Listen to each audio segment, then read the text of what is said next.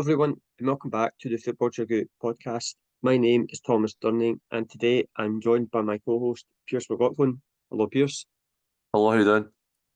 I'm doing well. On today's podcast, we'll be reacting to last weekend's English FA Cup results and the Scottish Premier League results. And at the end of the podcast, Pearse will be giving a rundown of all the latest Asian football news. So, start off with the FA Cup in England. So this is round 5. So the results were, so on Friday, the 28th of February, Aston Villa 2, Cardiff City 0. Saturday, the 1st of March, the results were Preston 3, Burnley 0, Crystal Palace 3, Millwall 1, Bournemouth 1, Wolves 1, Bournemouth won 5-4 in penalties. Manchester City 3, Plymouth 1. And then on Sunday, 2nd of March, the results were Newcastle 1, Brighton 2, Man United 1, Fulham 1, Fulham won 4-3 on penalties. And then on Monday, 3rd of March, there was one match which finished Nottingham Forest 1, Ipswich 1, and Nottingham Forest won 5-4 on penalties. So, Piers, which match stands out to you the most? Well, it's definitely not the Man United match because that was probably one of the worst football matches I've ever seen. Um, no, I'll probably go with the Newcastle 1, Brighton 2. I thought in terms of just the football spectacle, I thought it was very even. It was very to and fro. I thought obviously both sides it was just like a basketball game, just attacking and attacking. And then obviously both teams get a red card as well, with Tarek Lamptey getting 2 bookable offences, and then Anthony Gordon just reacting needlessly and cost him side and get a straight red card. With throwing his hands at a defender's face, then but two good goals in terms of Minty scoring against his former side. Scored a good goal, showing a bit of respect for his former club. He's actually scored a penalty. That was his first goal since he's returned from injury. He's been badly missed for Newcastle in terms of the forward line. And then obviously it goes to extra time. And then obviously someone like Danny Welbeck, who we've spoke a lot about on this podcast about his experience within this young side and the fact that the nice balance of the experience and youth. I thought he showed incredible quality in terms of the finish. Mm-hmm. It caught in the transition, takes a beautiful touch, and then just dinks over the goalkeeper. And that is a goal fitting to win any match. And I thought just in terms of the matchup, both sides are pretty even in terms of the Premier League and obviously the FA Cup. And I thought it was probably the best match of the weekend in terms of football. Both sides going for it, and I thought Brighton edged it just obviously at St James's Park, and I thought it was probably the best game of the weekend. For me, it has to be for me, Man United 1, Fulham 1, obviously Fulham winning on penalties. I agree with you. Standard of the match wasn't great at all.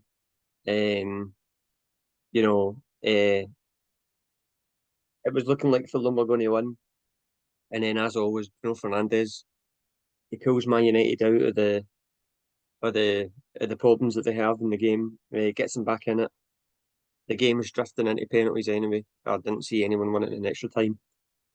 And in extra time, the penalty, sorry, on penalties, the penalties were all of them were amazing. Like all the films, especially, um, were really well taken. And then I think it was a fourth penalty for Man United. Lindelof, the centre back, decides to step up, and they had the likes of Garnacho, and they had a couple other forwards that hadn't taken one yet. So I was slightly confused why Lindelof was taking one, and then I wasn't surprised when he missed.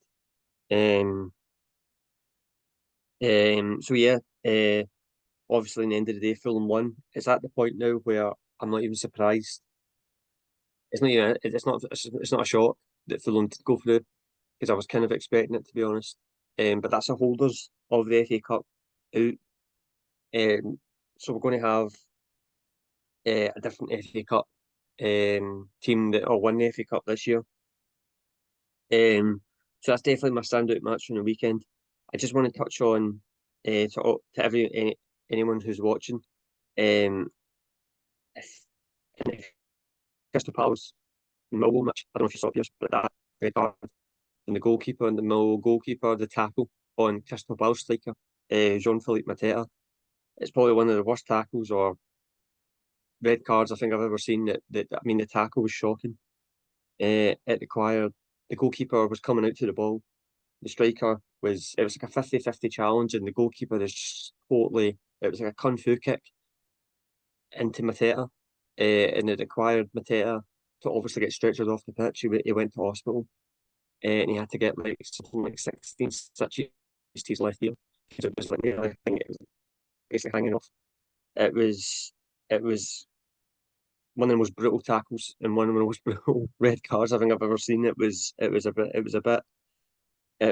yeah, it was something I've not really seen before. So that was definitely a red card. I can't even believe the referee went to VAR. It was just a stonewall red card. Um, so Yeah, yeah, I anyone totally who's agree watching, with him. I thought that was a straight red card.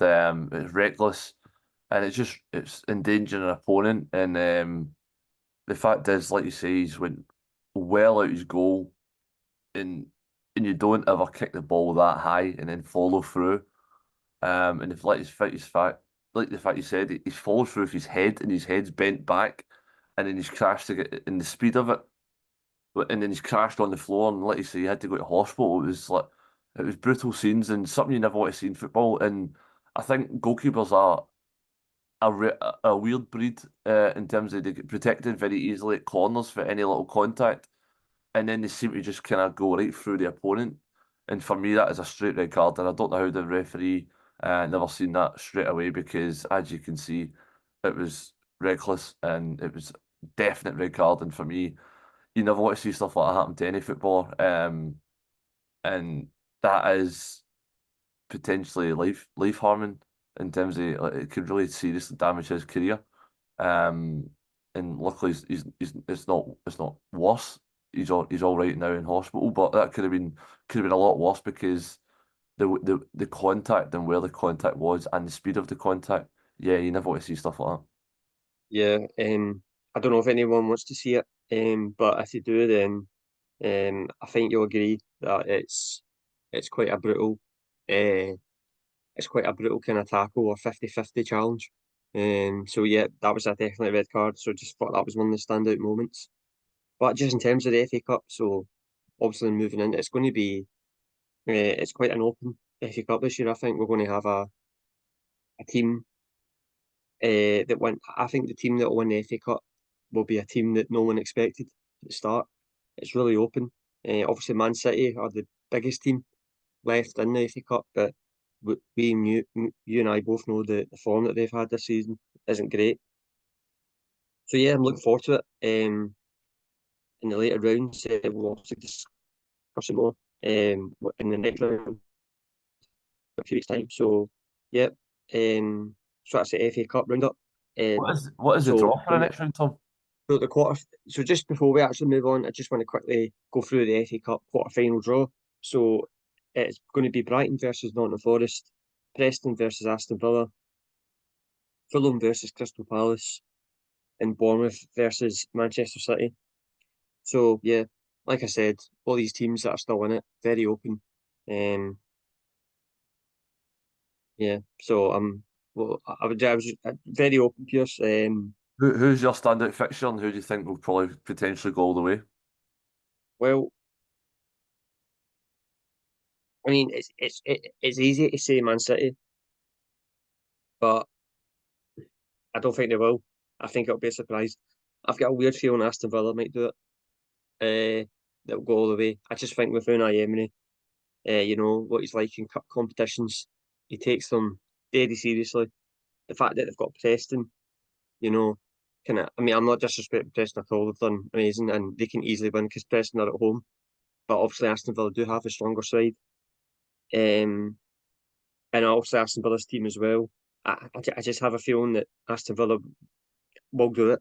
And it'd be great to see them do it because I mean, I can't even remember that. I don't know how long it has been since they last won the FA Cup. And I like to see these kind of teams.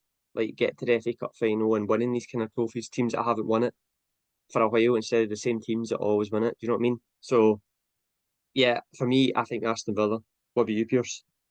I, I'm going to go Bournemouth.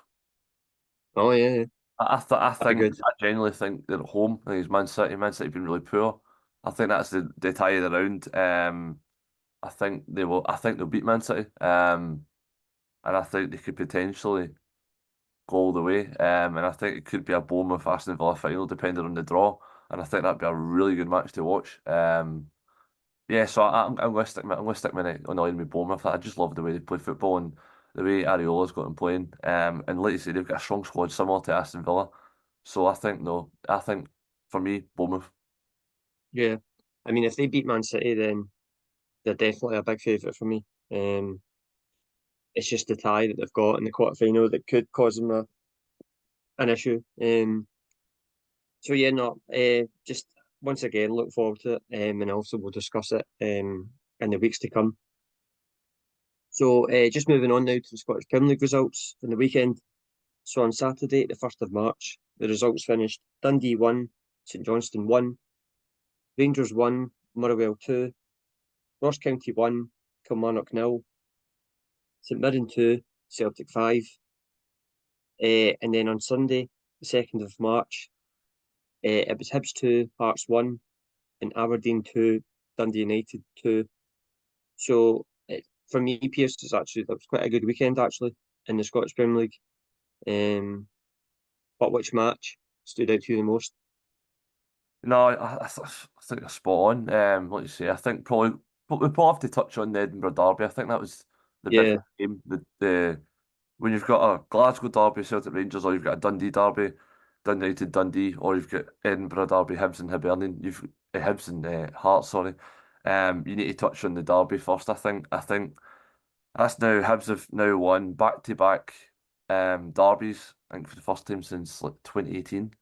And I think Hibernian are just on a really good run of form at the moment. Where they've obviously beaten Celtic recently, and they've got a positive result against Rangers as well. So I think the David Gray train is building serious momentum. Because remember they were on a really poor run at the start of the season, but they've managed to shift that momentum up. And they just keep building on it, and they're just a really good football inside at the moment. And they're causing teams a lot of problems. And I thought it was a brilliant start to the derby. I thought, I don't know if you've seen it, but Martin Boyle scored early on, and then mm, with a brilliant finish. Just his sheer pace in behind, even at his age, I think 32, 33 now. And then obviously George Grant replies back brilliantly with a superb finish. And then obviously late on, Iredale, big centre half, edge of the yeah, box, volley, and you're like, the standard of finishing was incredible. And I thought Hibs just about edged it, and I think they deserved it. And I think, as we know, over the previous years, Hearts didn't need to play well to get a result in the Edinburgh Derby. I thought like Hibs would be like kind of like a soft centre side that like they played a better football, but they missed some chances and then they somehow lose the game. I think the momentum's now changed. I think David Gray's built a belief in his side, and they're now sitting third in the league. And at the start of the season, they were rock bottom. They couldn't win a game. So I think that hmm the turnaround is incredible. I think David Gray has to take massive credit for hmm for turning the side around, and obviously the board has to take some credit as well for not sacking him too hmm early, because if they did, then Hibs potentially could still be in that relegation playoff slash bottom two. But no, I thought that was probably the standout fixture, and I don't think we can finish the weekend without touching on Rangers 1, Motherwell 2 at Ibrox. So massive result. Rangers obviously under Barry Ferguson, his second game in charge, second game in a week. He obviously had a massive spark on midweek against Kilmarnock, where they're 2-0 down. They came back and won the game 4-2. Showed tremendous character in the second half in that game. In this game, they were 2-0 down again for back-to-back games. That's now they've lost three home games in a row in all competitions, which is unheard of. Um, and so I thought the goalkeeper Jack Butland had an absolute stinker for the first goal, especially. A pretty tame shot that he should easily have caught. Spilled, rebounded in, and then the second goal. I don't know if you've seen Jeff Damon. What is he doing in terms of as a left back? He's got no defensive awareness. He tucks in, leaves Sparrow with the full freedom of that right hand side, and they go 2-0 down, and then obviously they get a reaction in the second half, but it was too little, too late. And they huffed and puffed, but they didn't show any quality. And I thought Barry Ferguson touched on it perfectly after the game. Like they showed a nervousness. I don't know what it is at home, but in front of their own fans, they seem to just kind of crumble. And I think there's also maybe we've touched on it previously this season, Tom. I think maybe there's a cultural problem at Rangers. That a lot of players just need moved on and they need to just start afresh. And I think the season is just going to get more pain before they get any success because I think also they've got a massive game in Europe this week as well. So, but in terms of domestic, the season's done. And it's the matter of time when Celtic lift the title because there's no guarantee that they're going to win a game because it's just so inconsistent for them all season. Yeah, I agree. Obviously, that is my standout match from the weekend.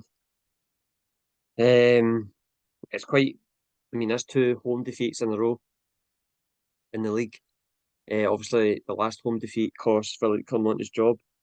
And you're thinking, Barry Ferguson's first game back is, obviously as Rangers manager. You're thinking that there's going to be a sort of energy, bit of a bounce. Barry Ferguson having him right up for it, and it was the total opposite. I mean, Motherwell in the first half, 2-0 up, could have even been 3-0 up actually. Totally dominated. Uh, Rangers did in the second half were a little bit better. They got a goal back, but in my opinion, I thought Motherwell further deserved the win. Firstly, obviously the Motherwell boss, Michael Vimmer.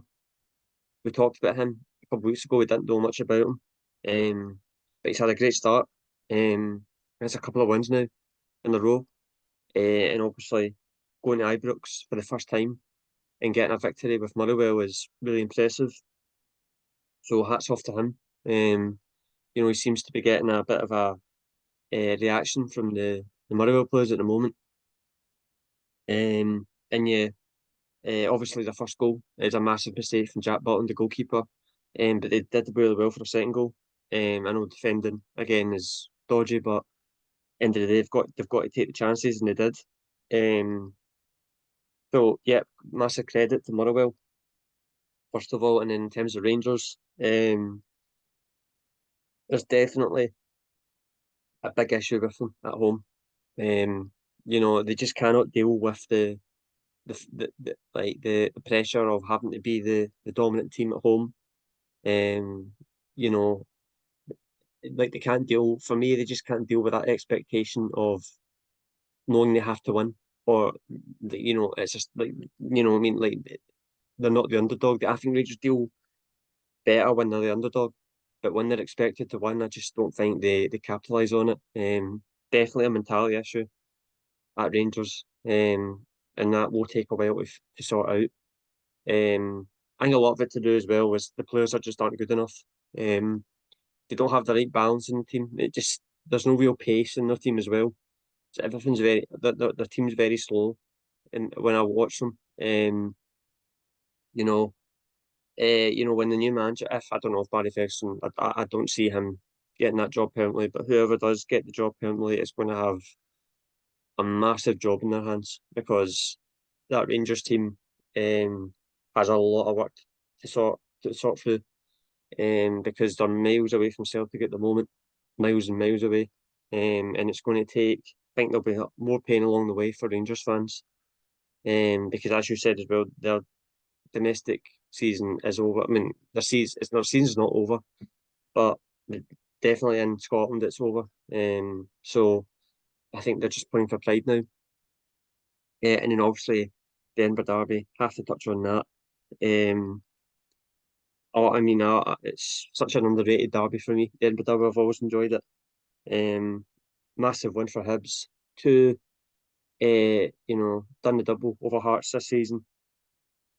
That continues a 12-game unbeaten run. And then what a goal to finish, what a winning goal it was from Jack Iredale. Brilliant finish for him. And then I don't know if you saw the scenes at the end with the Sunshine on Leaf anthem where all the fans were singing it. I thought that was pretty cool to see. Um, and it's you were saying there about David Gray. I actually remember, and it feels like a couple of weeks ago, we were talking about Hibs and David Gray. It's looking like he's going to get sacked. And fast forward, and we're praising him, and they're now third in the table after being rock bottom. What a job what a turnaround it's been, because when I watched them at the start of the season, they looked all over the place. But massive credit them for turning it around. Um, you know, I definitely think that for me they're the favourites to finish third. It's just whether they can keep this going. They obviously play Celtic in the cup the weekend, which for Celtic is going to be a difficult game. Celtic will be looking for revenge, obviously, because they got defeated over Hibs not that long ago. So, yeah, but you got well done to Hibs. Massive derby win. And yeah, it was a good weekend of Scottish football action. And obviously we'll talk about it more when the league action is back. So for the final part of the show, Pearson will give his Asian football roundup. Yeah, so we'll start off with some key league action. So Saturday the 1st of March, we had Ulsan HD FC 1, Jeonbuk Hyundai Motors 0, Guangzhou FC 2, FC Anyang 1, Pohang Steelers 0, Daegu FC 0. On Sunday, the 2nd of March, we had two matches, and that was Daejeon Hana Citizen 1, Suwon FC 0, and Gangwon FC 0, Jeju SK 0. So in terms of the table, so top three, we've got Daegu on top, unbeaten this start to the season. 7 points after three matches. Daejeon Hana Citizen and Ulsan HD make up the top three, both on 6 points and both on the exact same goal difference. In terms of the bottom half of the table, we have two sides yet to win a match, and that is Pohang Steelers and Suwon FC, both on a single point, and just above them in 10th position, we've got newcomers FC Anyang on 3 points. So in terms of J-League 1 action, so Saturday the 1st of March, we had 4 matches, and that was Yokohama F. Marinos 1, Shonan Bellmare 1, Kawashima Antlers 2, FC Tokyo 0, Kawasaki Frontale 0, Gota Sanga FC 1, Vissel Kobe 0, Aviva Fukuoka 1, and then Sunday, the 2nd of March, to finish off, we had Albirex Niigata 2, Cerezo Osaka 2, Fagiano Okayama 1, Shimizu S Pulse 1, Nagoya Grampus 1, FC Michida Zelvia 2, Tokyo Verde 0, Gambo Osaka 1, Sanfrecce Hiroshima 1, Yokohama FC 0, Ura Diamonds 0, Kashi Assault 2. So it's leaving the table looking like this. The top three, we've got 3 sides both on 10 points after 4 matches, and that is Kashi Assault, Shonan Bellmare, and Sanfrecce Hiroshima, all on 10 points. All undefeated, and both 3 sides separated by just 1 single goal, which is an incredible start for all 3 sides. In terms of the bottom half, we've got 3 sides at the bottom 3. So 20th position, we've got Nagoya Grampus on 1 point, yet to win a match this season. And Ura Diamonds and Albirex Niigata are both on 2 points, yet to win a match this season. So all 3 sides have had a really poor start to the season, but I'm sure it's early on, so I'm sure they'll pick up points in the not too distant future. In terms of other Asian football news, former Liverpool star in Japan, internationalist Takumi Minamino has extended his Monaco contract until the summer of June 2027. And but sad news in terms of the K-League. Pohang Steelers captain and Brazilian left back Wanderson is expected to be out for 3 months after he's underwent surgery for a bone calcification that was seriously threatened to sever his Achilles heel tendon. So massive blow there, as he'll be out for up to 3 months where he recovers from an injury. And a bit of G League history. Maki Kitahara becomes the youngest ever player to debut in the G League One, having debuted at the age of 15 years old, 7 months and 22 days in FC Tokyo's game at the weekend. Historic moment for the young man. Yep, and that is all your latest Asian football news. Thank you, Pearse, and thank you everyone for listening to this episode of the Football Chuggu Podcast. This podcast will be available to listen to on the Football Chuggu YouTube channel and also the Football Chuggu website. Thanks for listening and see you soon. Bye bye.